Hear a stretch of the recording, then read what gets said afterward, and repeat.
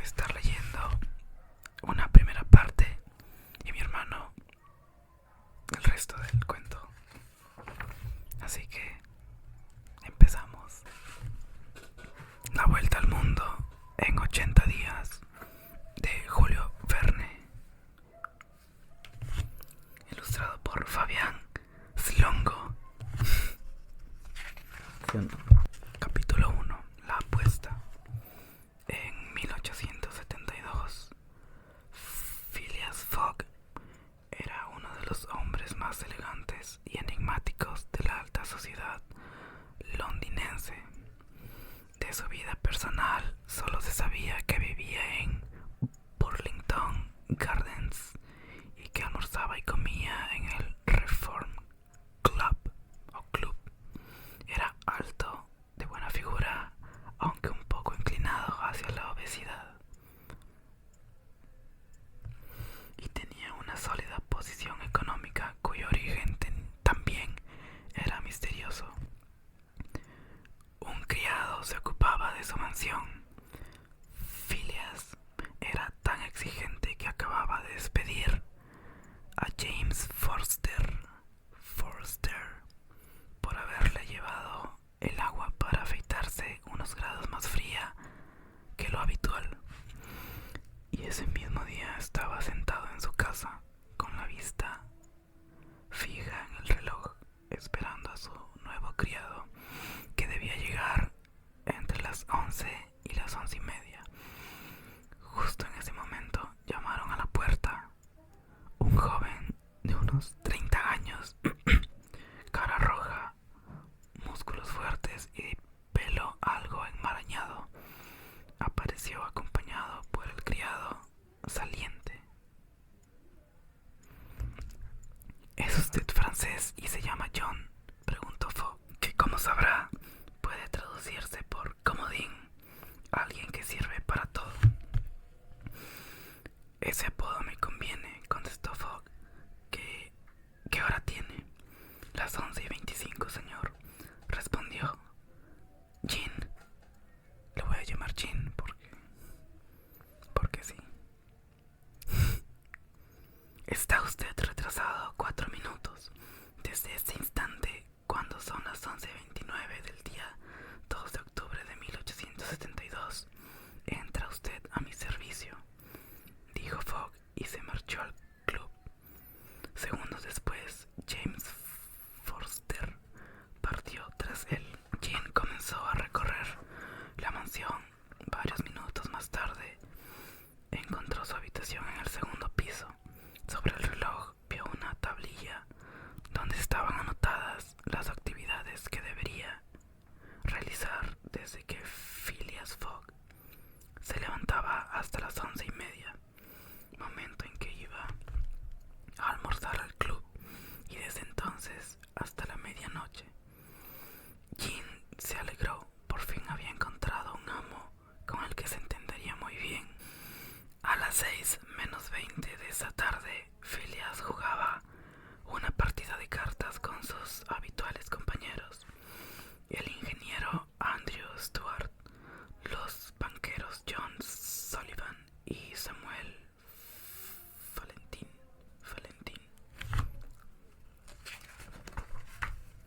El fabricante de cerveza Thomas Flanagan y Gautier Ralph, uno de los administradores del Banco de Inglaterra.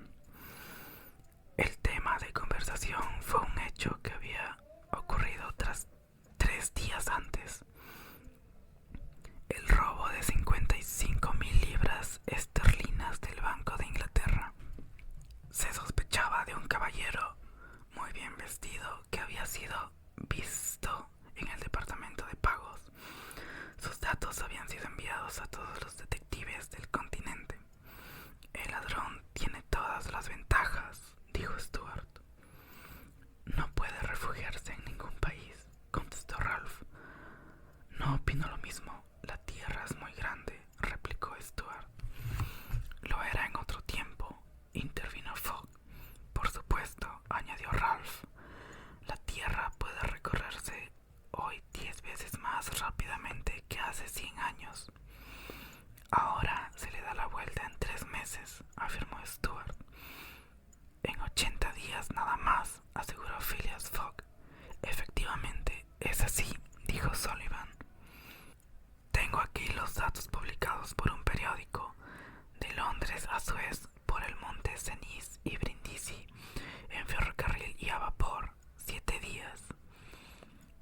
Suez a Bombay en vapor 13 días. Sullivan continuó leyendo la lista y finalizó. Total 80 días. Sí, 80 días sin contar los contratiempos, dijo Stuart. Fogg, muy tranquilo, declaró. Todo incluido. Apuesto 4.000 libras esterlinas a que es imposible, dijo Stuart. Acepto, dijo Fogg. Apuesto 20.000 libras esterlinas. Apuesto 20.000 libras esterlinas a que es posible. Aceptamos, respondieron inmediatamente los otros 5. Esta misma noche tomaré el tren. Tendré que estar de regreso en este mismo lugar el 21 de diciembre a las 8:45 de la tarde. Si no llego, las 20.000 libras serán suyas. Enseguida hicieron un acta de la apuesta y continuaron con el juego. A las 7:50, el sorprendido Jean vio entrar a su amo, a quien no esperaba antes de la medianoche. Dentro de 10 minutos partimos a dar la vuelta al mundo, anunció Fogg. La vuelta al mundo, exclamó Jean. En 80 días. No lleve maletas. Compraremos lo necesario durante el viaje. Vamos, no tenemos ni un minuto que perder. Aunque el criado pensó que su amo estaba loco, a las 8 estaba listo para partir. Fogg tomó el bolso de mano de Jean, colocó en él unos fajos de billetes y salieron rumbo a la estación. A las 8:45 partieron en tren con destino a París. El criado recordó entonces que había dejado encendida la luz de gas en la habitación de su amo. Los gastos correrán por su cuenta, respondió sin inmutarse Fogg. En un día, la noticia de la increíble apuesta de Fogg circuló por todo el Reino Unido. Algunos periódicos lo apoyaron, otros mostraron escepticismo. Entre estos, el Boletín de la Real Sociedad de Geografía, que en un detallado artículo demostraba la locura de tal viaje. Con solo un pequeño retraso, Fogg no llegaría a cumplir el plazo de la apuesta. Sin embargo, la gente apostaba a Fogg. Una semana después de la partida, un incidente cambió por completo la discusión. Aquel día, el director de la policía recibió el siguiente telegrama. Rowan, jefe de policía, Administración Central, Scotland Yard. Sigo, ladrón de banco, Phileas Fogg. Envíe sin demora orden de arresto a Bombay, India inglesa. Firmado Fix, detective. Así fue como el conocido caballero inglés se convirtió para todos en un ladrón. El misterio de su vida y la locura de la apuesta apoyaban esta idea. El telegrama había sido escrito después de los siguientes acontecimientos.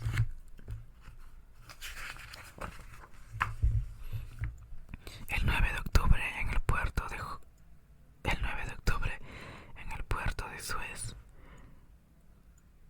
el cónsul del Reino Unido y Fix, el detective inglés enviado a buscar el ladrón del Banco de Inglaterra, esperaban la llegada del paquebote Mongolia. Fix había recibido la afiliación del presunto autor del robo y estaba seguro de que lo encontraría a bordo del barco. Cuando el Mongolia llegó, el detective miró con atención a todos los que desembarcaban.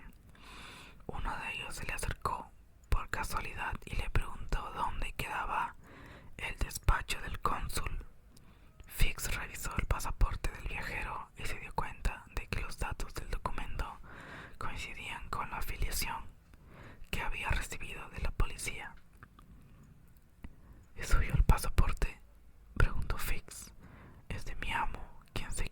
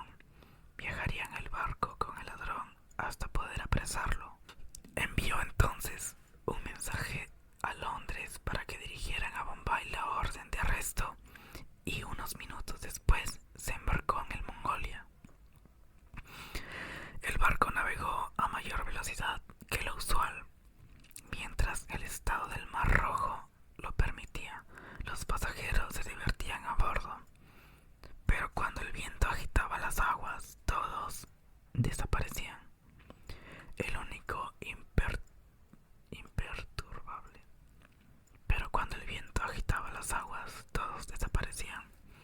El único imperturbable era Phileas Fogg. Ni siquiera los movimientos más bruscos hacían que abandonara sus 4 comidas diarias y las partidas de whist disputadas a unos aficionados que había encontrado en el salón. Jean comía todo el tiempo. Al día siguiente de la partida, el criado se encontró con Fix. «¿No lo he visto en Suez?», preguntó. «No se equivoca», contestó el detective. «Me llamo Fix y creo que usted es el criado del caballero inglés. Voy hacia Bombay. Soy agente de una empresa comercial». En la noche del día 13, el Mongolia atravesó el estrecho de Bab el Mandeb y el 14, a la tarde, 15 horas antes de lo previsto, llegó a la rada de Adén.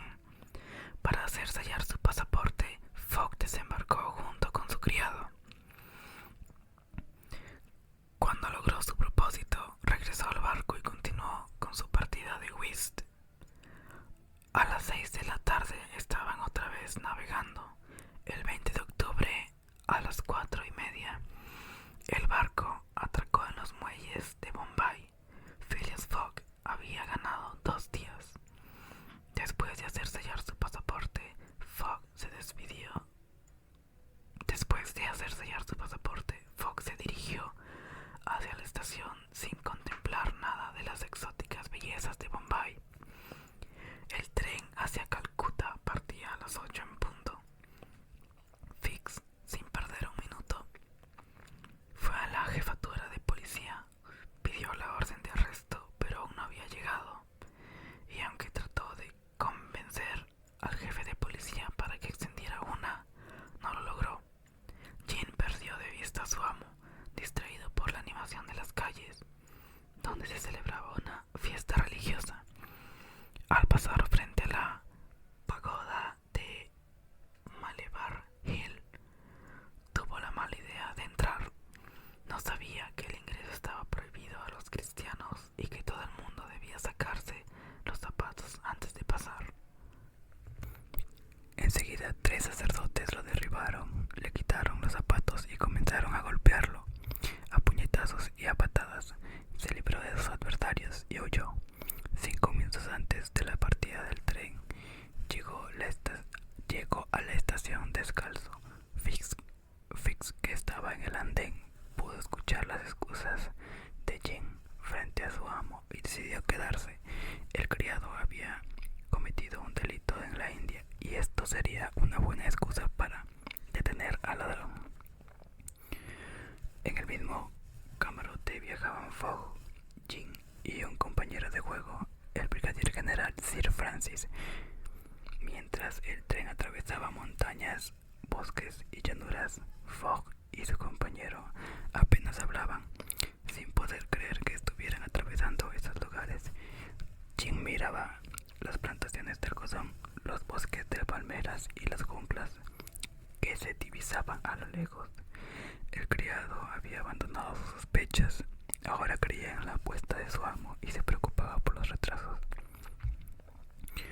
Sorpresivamente, a las 8 de la mañana, el tren se detuvo. El tendido de los rieles se interrumpía allí y continuaba recién 50 millas más adelante. A Sir Francis se le ocurrió que este contratiempo afectaría la apuesta de Fogg y se lo preguntó. Fogg dijo: «Voy adelantado 2 días. El 25 un barco zarpa de Calcuta para Hong Kong. Estamos a 22 y llegaremos a tiempo».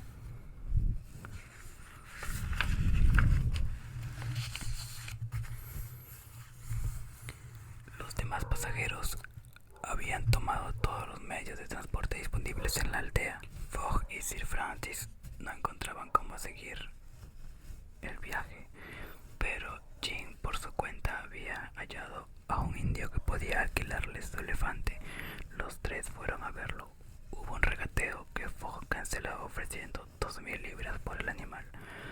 Un joven se ofreció como guía y a las 9 todos se internaban en la selva por el camino más corto hacia la estación de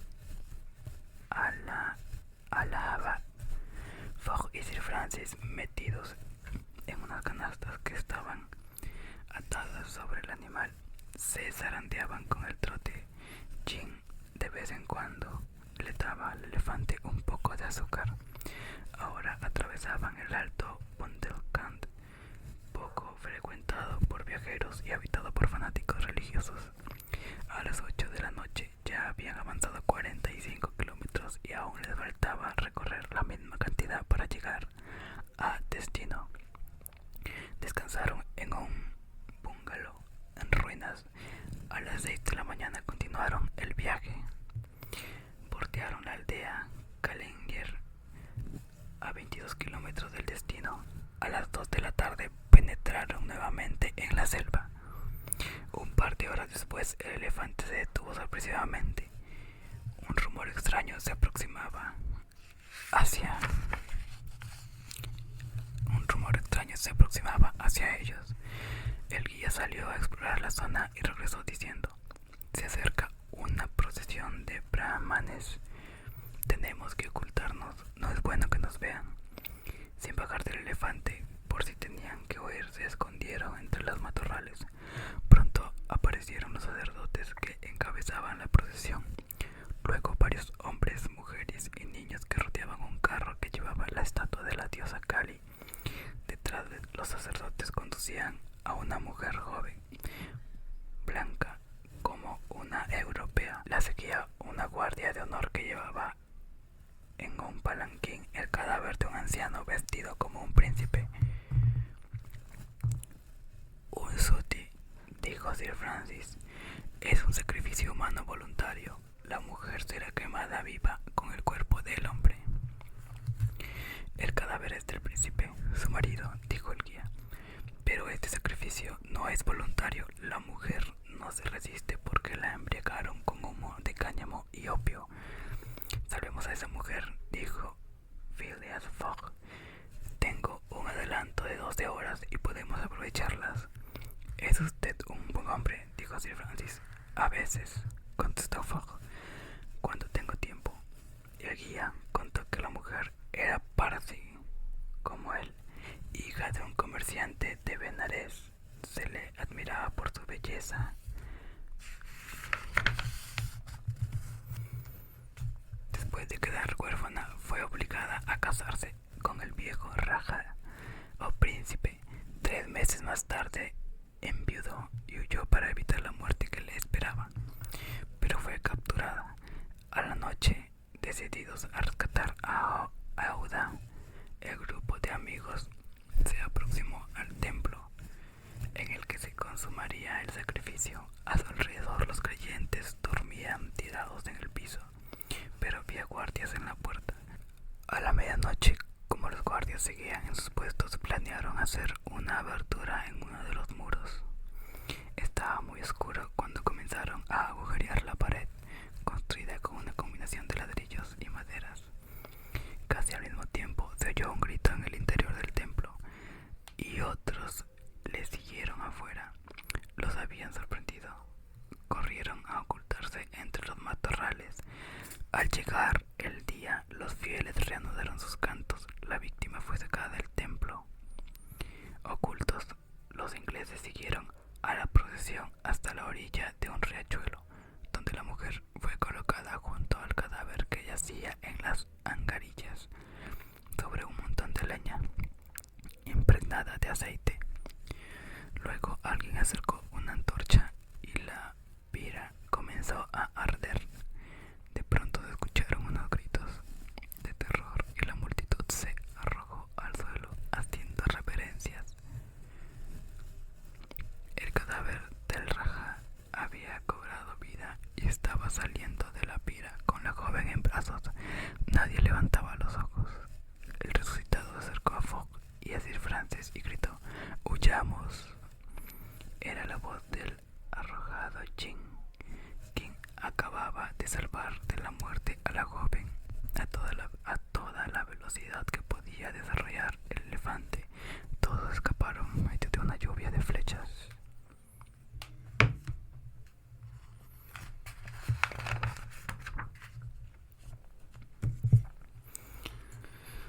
A las 10 Sanos y salvos, los hombres y la muchacha llegaron a la estación de Allahabad, donde recomenzaba la vía férrea interrumpida.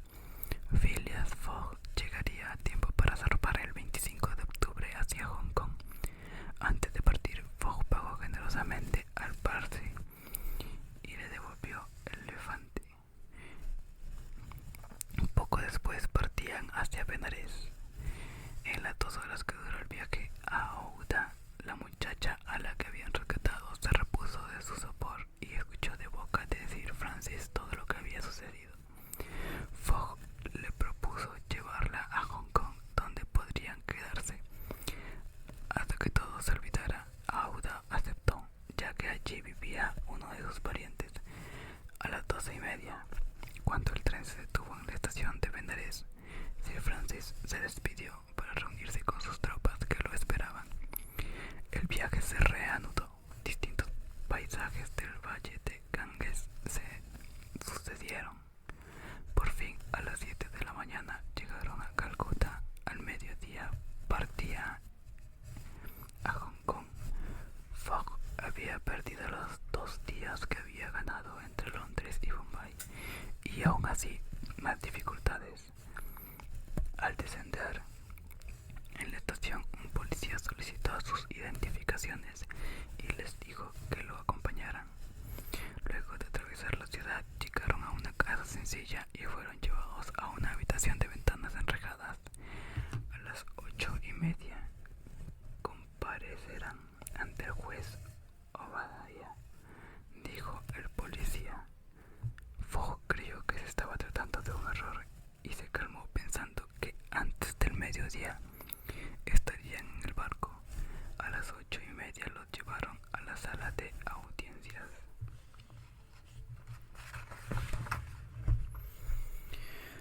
Fogg y Jane, dijo el juez, desde hace 2 días se les busca en todos los trenes de Bombay. En ese instante entraron los querellantes. Eran 3 sacerdotes. El juez leyó entonces la denuncia. Habían violado un lugar consagrado. Iban a quemar a su víctima, exclamó Fogg.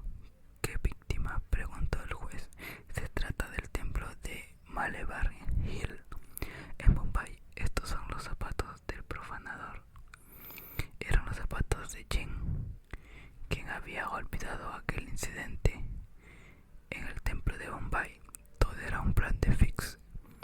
Desde un rincón de la sala, el detective seguía el juicio.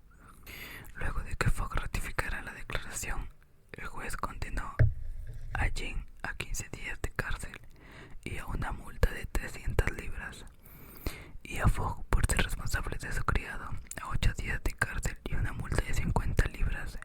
Fix, en el fondo de la sala, sonreía. Ofrezco fianza, dijo Fox muy tranquilo. El detective sintió un escalofrío, pero enseguida se recompuso al oír que el juez pedía nada menos que 1000 libras por cada uno. Fogg tomó del dinero que llevaba Jin la suma requerida y la depositó sobre el escritorio. Están libres bajo fianza, dijo el juez. Seguidos por Fix, los 3 salieron hacia el muelle. Llegaron a las 11, 1 hora antes de la partida de Rangoon. El detective los vio embarcarse en una canoa rumbo al barco. Los seguiré hasta el fin del mundo, exclamó indignado Fix. Pronto gastará todo el dinero del robo. Los primeros días a bordo del Rangoon permitieron que Ouda expresara sin límites su agradecimiento a Fogg, quien la escuchaba con fría cortesía. El tiempo era excelente y eso le permitió rodear sin problemas la costa de la isla Gran Andamán. Detrás de una vegetación floreciente se veían las montañas, entre las que se destacaba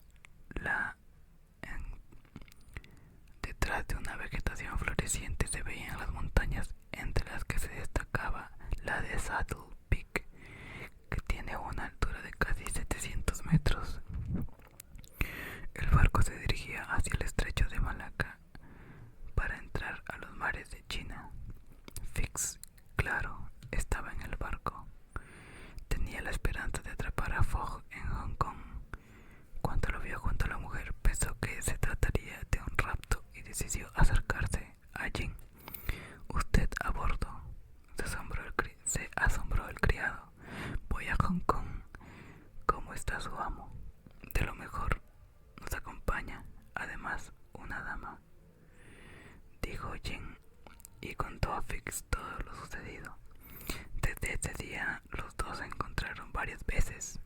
Jin empezó a preguntarse por qué Fix aparecía tan a menudo en ese viaje, y supuso que era un espía de los compañeros de Fogg del Reform Club, contratado para controlar sus intereses. El 31 de octubre a las 4 de la mañana, con mediodía ganado, el barco anclaba en Singapur para cargar carbón a las 11. Continuó con su travesía a toda velocidad, aunque a veces el mal tiempo lo obligaba a disminuir la marcha. Entonces Jin se impacientaba. ¿Tiene su amo mucha prisa por llegar a Hong Kong?, le preguntó un día Fix. Mucha, respondió Jin. ¿Sigue apostando por ese viaje alrededor del mundo? Por supuesto. ¿Y usted, señor Fix? No. No sea farsante, contestó Jin. Fix se quedó perplejo. Había sido descubierto. El francés sabía quién era y había alertado a su amo. Hablaría abiertamente con él. En los últimos días, una terrible tormenta retrasó al Rangoon unas 20 horas. Phileas Fogg parecía no preocuparse. Fix, en cambio, estaba alegre, ya que veía a Fogg cada vez más cerca de ser atrapado. El 6 de noviembre el barco atracó. Mientras Jane y Aouda se instalaban en un hotel, Fogg aprendió la búsqueda del pariente de Aouda. Al regresar, le dijo a la dama que su pariente ya no estaba allí y que ahora vivía en Holanda, por lo que ella podría acompañarlos hasta allá. E inmediatamente ordenó a su criado que reservara 3 camarotes en el Carnatic. Jin encontró en el camino a Fix, que estaba disgustado, pues la orden de arresto no había llegado a Fogg. Se le escaparía para siempre.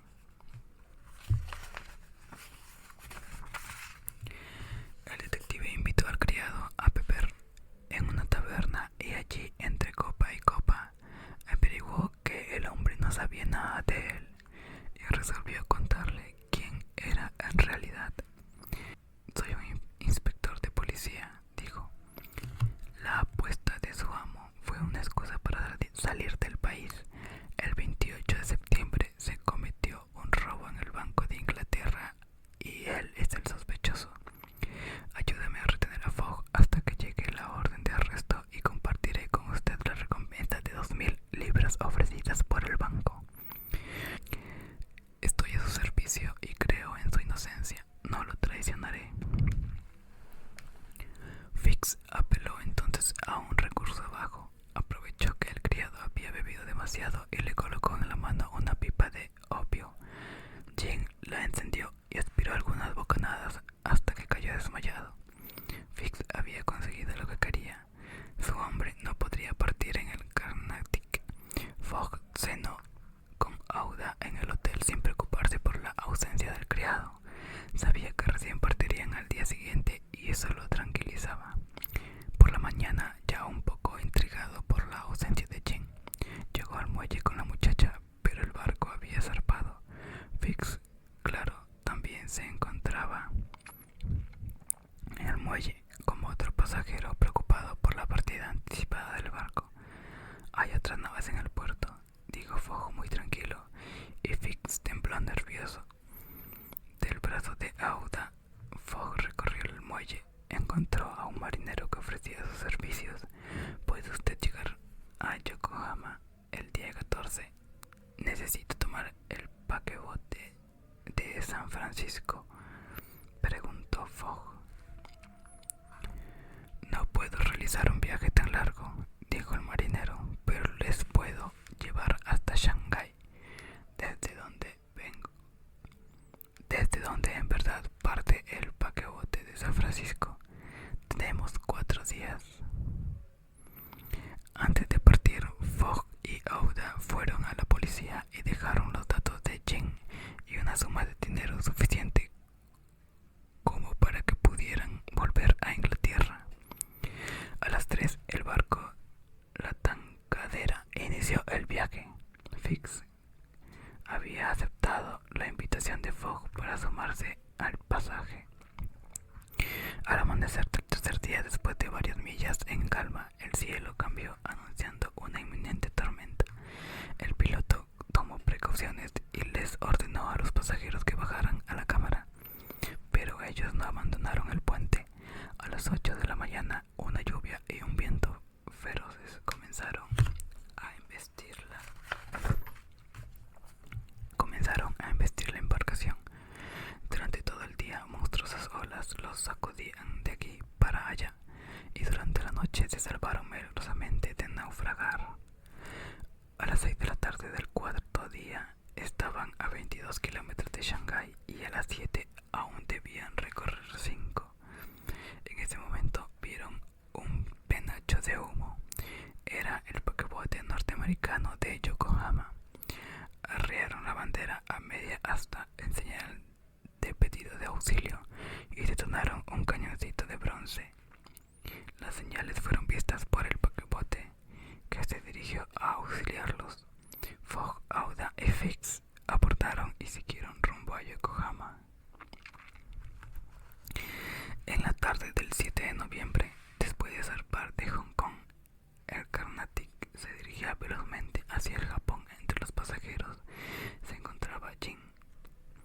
Había despertado en el bar minutos antes de que partiera el barco y corrió y alcanzó a subir a bordo, pero volvió a caer desmayado. Al despertar buscó a su amo, pero no lo encontró. Se sentía culpable. ¿Qué haría ahora? No tenía dinero e iba hacia el Japón. El día 13, cuando el barco amarró en el puerto de Yokohama, Jin desembarcó y vagó por la ciudad durante todo el día. De algún modo debía continuar el viaje, así que vendió su traje y compró una túnica japonesa y un turbante descolorido. Vestido de esta manera, empezó a recorrer los barcos que zarpaban hacia América, ofreciéndose como cocinero sin mayor éxito. Entonces vio a un hombre que portaba un cartel con esta leyenda en inglés: Compañía Japonesa Acrobática del Honorable William Batulcar. Últimas representaciones antes de la salida para los Estados Unidos de América. Narigones, bajo la advocación directa del dios Tengu, gran atracción. Siguió al hombre, anunció, y poco después estaba en una colorida barraca frente a Batulcar, el director de una compañía de titiriteros, saltimbanquis, payasos y acróbatas. Jin le preguntó si necesitaba un criado y el hombre le respondió que no, pero añadió: si es usted francés, entonces debe saber hacer payasadas. Los franceses somos buenos payasos, aunque no tan buenos como los norteamericanos, contestó Jin. Lo tomaré como payaso. Si sabe cantar cabeza abajo, con un trompo que gire en la planta del pie izquierdo y un sable en equilibrio sobre la planta del pie derecho, me sirve.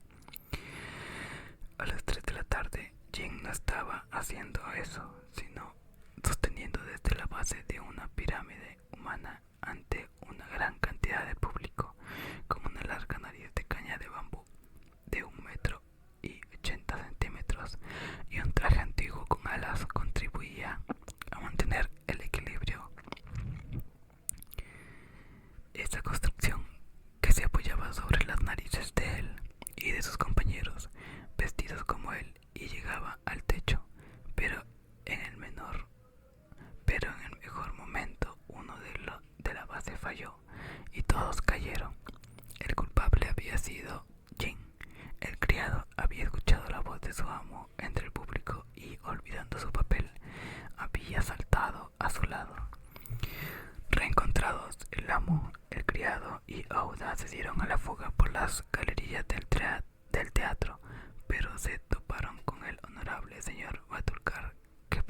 una indemnización. Fogg utilizó otro puñado de billetes. Finalmente, a las 6 de la tarde, pudieron subir al paquebote norteamericano juntos de nuevo. El barco que los llevaría a San Francisco se llamaba General Grant y se estimaba que no iba a tardar más de 21 días en cruzar el Pacífico. 9 días después, Fogg ya había recorrido la mitad del globo terrestre. El incansable Fix no solo estaba también en el barco, traía una orden de arresto. Pero ese papel era inútil fuera de los límites del Imperio Británico. Ahora Fix necesitaba una orden de extradición. Aún así, el detective no abandonaría su vigilancia, pero tuvo tanta mala suerte que fue descubierto por Jim, quien lo tomó de la garganta y le aplicó una soberana paliza. Me golpeó de lo lindo, dijo Fix. Lo tengo merecido. Escúcheme, seguiré a su amo hasta Inglaterra. Allí sabré si es inocente o culpable. Bien, respondió Jim, pero si vuelve a traicionarme, lo destrozo. El 13 de diciembre a las 7 de la mañana entraron a San Francisco, en los Estados Unidos. Fogg no había ganado ni un día. Apenas desembarcaron, averiguó que a las 6 de la tarde partía el primer tren a Nueva York. Tenían todo el día libre y lo aprovecharon visitando la ciudad. Mientras iban hacia el hotel en un coche, Jim observaba con curiosidad. San Francisco no era un campamento de aventureros y asesinos, como la había imaginado, sino una ciudad comercial no muy distinta de las de Inglaterra. Más tarde, cuando salía con Auda para hacer visar su pasaporte, Fogg se encontró primero con su criado, quien le pidió permiso para comprar revólveres, ya que en el viaje a través del oeste norteamericano podían atacarlos los indios, y luego se cruzó con Fix, quien se ofreció a acompañarlo.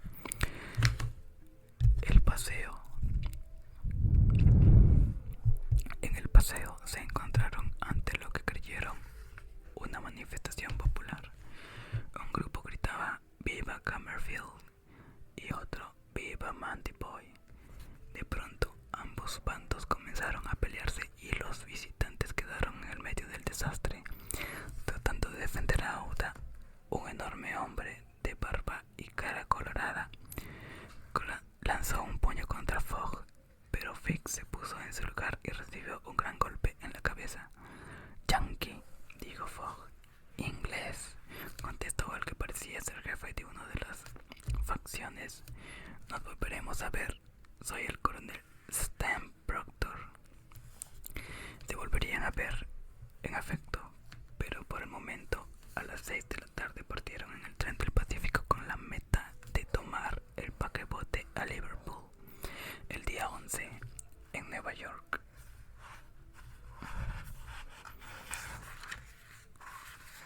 ¿Se durmieron o no se durmieron? Jim se maravillaba ante las extensas praderas pobladas de bisontes que podrían haberse parado en la vía y haber detenido el tren, pero pastaban tranquilos a los costados. Vio montañas, desiertos, bosques. El 7 de diciembre, Auda reconoció entre los pasajeros al coronel Stan Proctor. Se lo contó a Jim y a Fix, y a partir de ese momento ambos trataron de evitar un encuentro. El detective recordó que a Fogg le encantaba el whist, y para que no saliera de su vagón, mandó al criado a comprar todos los elementos del juego y lo entretuvo jugando con él y con Auda, a la que entrenaron un poco. Una mañana, mientras jugaban, Fogg oyó una voz que decía: "Está mal lo que usted va a hacer, no entiende este juego". Aquellas palabras, que sonaron como una afrenta hacia Phileas Fogg, provenían del coronel Proctor. Allí estaba parado en la puerta del camarote. Fogg les respondió con dureza.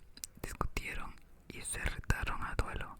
Iban a enfrentarse en la siguiente estación. Sin embargo, cuando estaban listos para bajar, el guarda les dijo que llevaba llevaban un retraso de 20 minutos. No podían detenerse, pero si querían, podían enfrentarse a bordo del tren. Los duelistas, con revólveres y testigos, entraron en el vagón de cargas. Empezarían con el fuego al primer silbido de la locomotora, pero de pronto empezaron a oír detonaciones, gritos salvajes y otros de horror. Habían sido atacados por los nativos Sioux, quienes invadían los vagones y luchaban con los pasajeros. La próxima estación estaba a 18 kilómetros y allí había un destacamento del ejército. Era necesario detener el tren. Jin tomó la resolución de hacerlo. Deslizándose bajo los vagones, logró llegar hasta la parte delantera y allí consiguió desenganchar las cadenas de seguridad. Finalmente, el tren se detuvo muy cerca de la estación. Cuando los soldados llegaron, los Sioux ya habían escapado. Entre los pasajeros había heridos, pero faltaba el valiente Jin y otros 2 hombres.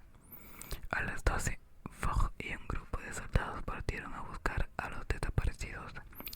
Los encontraron a unos 20 kilómetros tratando de liberarse de un grupo de indios que los habían capturado. Rápidamente dispersaron a los Sioux y regresaron a la estación, donde esperaban a Ouda y a Fix, pero no el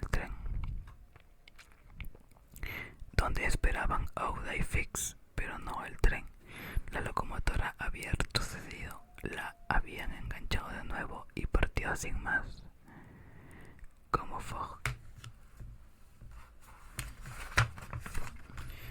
Fogg llevaba un retraso de 20 horas, Fix le propuso llegar antes que el tren a la siguiente estación, utilizando un trineo de vela. La original propuesta se la había hecho al inspector, un hombre de la zona, cuando vio que esperaba con impaciencia el regreso de Fogg. El paisaje era invernal y estaba nevado, de manera que Fogg aceptó. A las 8 de la noche, envueltos en mantas, los viajeros comenzaron a deslizarse sobre la nieve. A la 1 ya habían llegado a la estación. Luego de pagarle al hombre del trineo, corrieron hasta zambullirse en un tren que ya partía. Después de atravesar a gran velocidad distintos estados de la Unión, cambiaron de tren a Chicago y finalmente el 11 de diciembre llegaron a Nueva York. Pero China, el barco que se dirigía a Liverpool, ya había salido hace 45 minutos. Cuando faltaban 9 días y 13 horas para que se cumpliera el plazo de la apuesta, Fogg descubrió en la orilla del río Hudson, en los muelles de Nueva York, un buque de carga listo para zarpar. Subió a un bote con sus acompañantes y llegó hasta el buque. Se llamaba Henrietta y su capitán Andrew Speedy.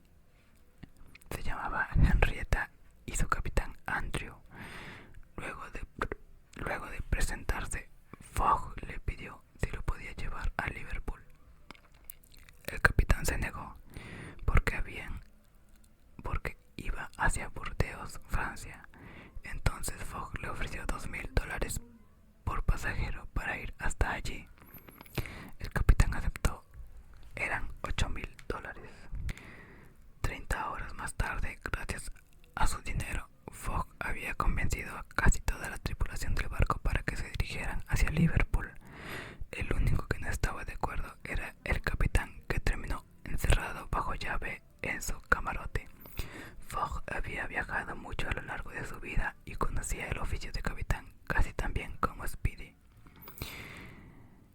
El 16 de diciembre ya habían recorrido la mitad del camino, pero el maquinista subió al puente y dijo que el carbón no les alcanzaría para llegar. Fogg ordenó que aumentara la velocidad hasta agotar el carbón. El 18, el maquinista avisó que el carbón era insuficiente para todo el día. Fogg nuevamente pidió que se diera más velocidad y al mediodía le pidió a su criado que fuera a buscar al capitán. «Quiero que me venda su barco. No tenemos combustible y deberé quemarlo», dijo Fogg. «Vale $50,000», contestó el capitán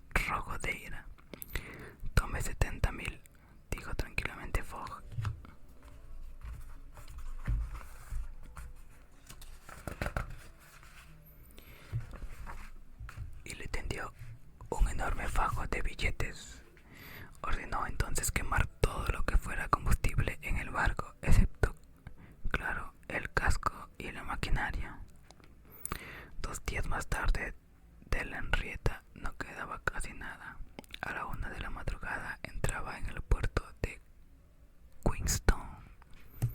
Los pasajeros bajaron y tomaron el tren que los llevaría hacia Dublín y de allí un buque hasta Liverpool.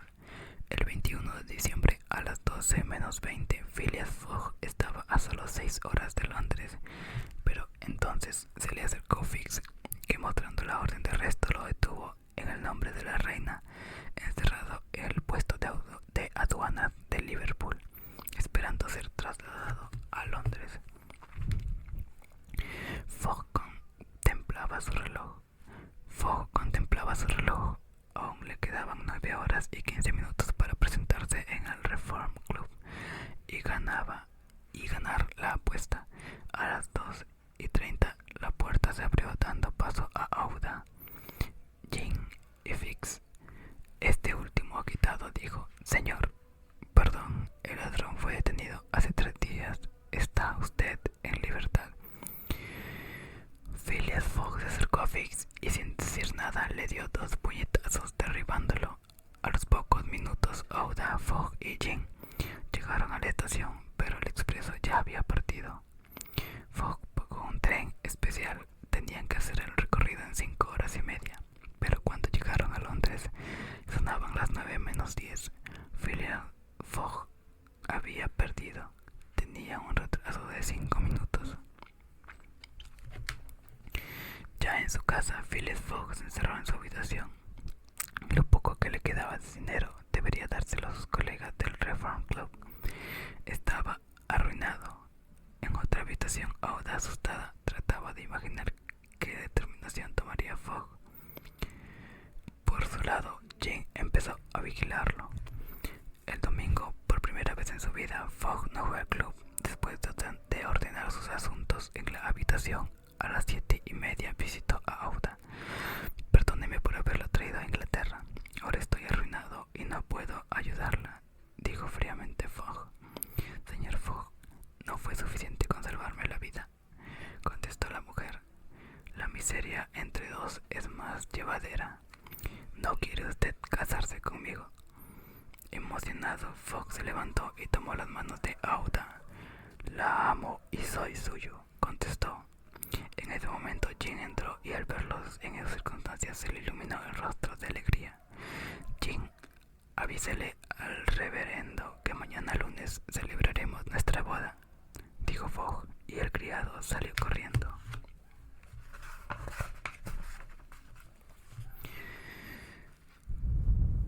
Cuando trascendió la noticia de que el ladrón del Banco de Inglaterra había sido detenido y de que Fogg era inocente, todo cambió. Phileas Fogg volvió a cotizarse nuevamente en la bolsa. Mientras tanto, sus colegas lo esperaban en el club. Las apuestas crecían y la gente peleaba para verlo llegar. En el reloj del salón sonaron las 8:40. «Faltan 5 minutos», dijo Stuart. Todos miraban las agujas del reloj, que marcaban ya las 8:44. Un minuto más y Fogg perdería la apuesta. En el segundo 50, nada. En el 55, la gente empezó a aplaudir y a gritar. En el segundo 57, apareció Phileas Fogg en el salón, seguido por la multitud. «Aquí estoy», dijo simplemente.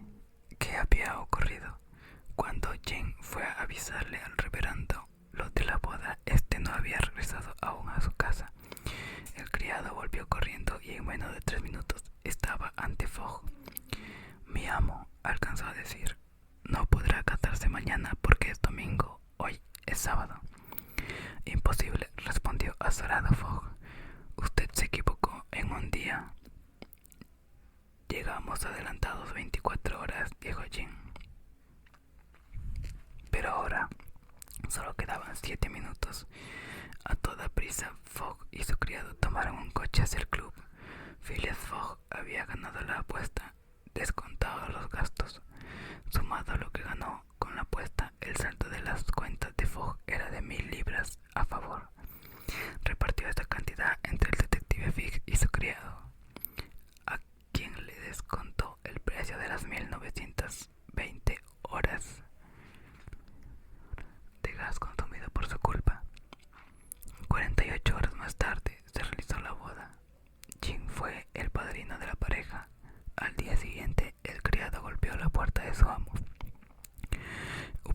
podido dar la vuelta al mundo en 78 días solamente, dijo. Obviamente, contestó Fogg, pero sin atravesar la India. Y si no lo hubiéramos hecho, yo no habría conocido a Aouda.